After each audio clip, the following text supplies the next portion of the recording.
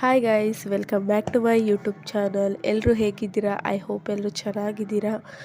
ಎಲ್ಲರಿಗೂ ಹ್ಯಾಪಿ ರಕ್ಷಾಬಂಧನ್. ಹಾಗೆ ಇವತ್ತು ಎಲ್ಲ ಅಣ್ಣ ತಂಗಿ ಮತ್ತು ಅಕ್ಕ ತಮ್ಮಂದಿರು ಎಲ್ಲರಿಗೂ ಒಂಥರ ಸ್ಪೆಷಲ್ ಡೇ. ರಕ್ಷಾಬಂಧನ ಅಂದ್ರೆ ಒಂಥರ ಸ್ಪೆಷಲ್ ಡೇ. ಅದರಲ್ಲಿ ಎಕ್ಸ್ಪೆಷಲಿ ಅಣ್ಣ ತಂಗಿರಿಗೆ ಅಂತಲೇ ಮಾಡಿರೋ ಹಬ್ಬ ಇದೆ ಅಂದರೆ ಸ್ಪೆಷಲ್ ತಾನೇ. ಸೊ ಅಣ್ಣ ತಂಗಿ ರಿಲೇಷನ್ಶಿಪ್ ಅನ್ನೋದು ಒಂದು ಬ್ಯೂಟಿಫುಲ್ ರಿಲೇಷನ್ಶಿಪ್ಪು. ಸೊ ಅದು ಎಲ್ರಿಗೂ ಅಷ್ಟು ಈಸಿಯಾಗಿ ಸಿಗೋಲ್ಲ. ಬಟ್ ಸಿಕ್ತವರು ಆದಷ್ಟು ಚೆನ್ನಾಗಿರಿ ಅಣ್ಣ ತಂಗಿ.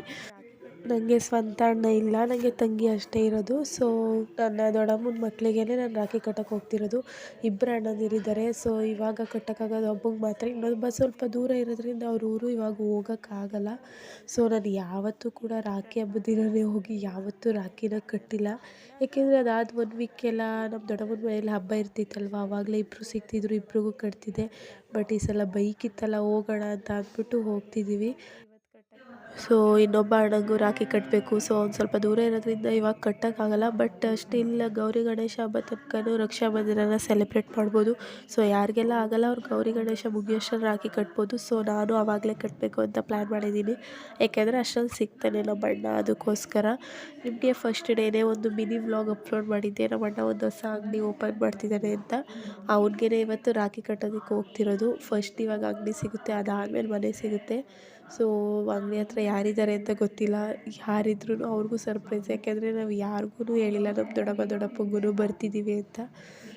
ಸೊ ಅವ್ನಿಗೇನೆ ಇವತ್ತು ರಾಗಿ ಕಟ್ಟಕ್ಕೆ ಹೋಗ್ತಿರೋದು. ಸೊ ಫಸ್ಟ್ ಅಂಗಡಿ ನೋಡಿ, ಇದೇನೇ ಅಂಗಡಿ. ಸ್ವಲ್ಪ ದೊಡ್ಡದಾಗೆಲ್ಲ ಮಾಡಿ ಕೂತ್ಕೊಳ್ಳೋಕ್ಕೆಲ್ಲ ಜಾಗ ಮಾಡಿದ್ದಾರೆ.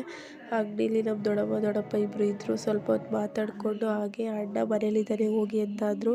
ಸೊ ಅದಕ್ಕೆ ಮನೆಗೆ ಹೋಗೋಣ ಅಂದ್ಬಿಟ್ಟು ಇಬ್ಬರು ಹೊರಟಿದ್ವಿ. ನಿಜವಾಗ್ಲೂ ನಮ್ಮ ಅಣ್ಣಗೆ ನಾವು ಬರೋದು ಒಂದು ಸ್ವಲ್ಪನೂ ಐಡಿಯಾ ಇಲ್ಲ. ಅವ್ನಿಗೊಂದು ಸ್ವಲ್ಪ ಐಡಿಯಾ ಇತ್ತು ಹಬ್ಬದ ದಿನ ಕಟ್ತಾರೆ, ಇವಾಗ ಕಟ್ಟಲ್ಲ ಅಂತ. ಸೊ ಯಾರಿಗೂ ಹೇಳ್ದೆ ಬಂದಿರೋದ್ರಿಂದ ಅದು ಏನೋ ಶಾಕ್ ಆಗ್ತಾನೋ ಸರ್ಪ್ರೈಸ್ ಆಗ್ತಾನೋ ಗೊತ್ತಿಲ್ಲ. ಆದಷ್ಟು ಅವ್ರ ರಿಯಾಕ್ಷನ್ನ ಕ್ಯಾಪ್ಚರ್ ಮಾಡೋಕ್ಕೆ ಟ್ರೈ ಮಾಡ್ತೀವಿ. ನೋಡಿ, ಬೈಕ್ ಇಲ್ಲೇ ಇದೆ ಅಂದರೆ ಇದ್ದಾನೆ ಅಂತ ಅರ್ಥ. ಮೇನ್ ಡೋರಿಂದ ಅಲ್ಲ, ಬ್ಯಾಕ್ ಡೋರಿಂದ ಹೋದರೆ ಗೊತ್ತಾಗಲ್ಲ. ಅಲ್ಲಿಂದ ಹೋಗೋಣ, ಸರ್ಪ್ರೈಸ್ ಕೊಡೋಣ. ಸರ್ಪ್ರೈಸ್ ಆಗ್ತಾನೋ ಶಾಕ್ ಆಗ್ತಾನೋ.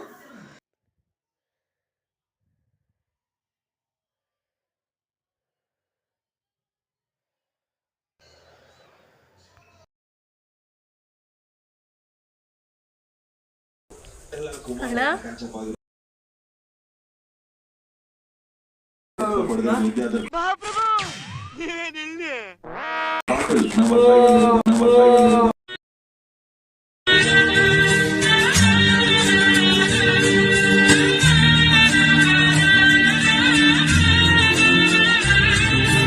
ನೀ ಹುಟ್ಟಿ ಬಂದ ಶುಭ ದಿನವೇ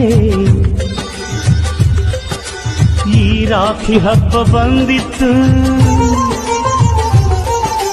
ಸೋದರಿಕೆಯೊಂದು ವರವೆಂದು ಈ ರಾಖಿ ಸಾಕ್ಷಿ ಹೇಳಿತ್ತು. ತಂಗಿಯು ಹುಟ್ಟಿದ ಕ್ಷಣ ಅಣ್ಣನ ಪದವಿ ಹುಟ್ಟಿತು. ತಂಗಿಯು ಹುಟ್ಟಿದ ಕ್ಷಣ ಅಣ್ಣ.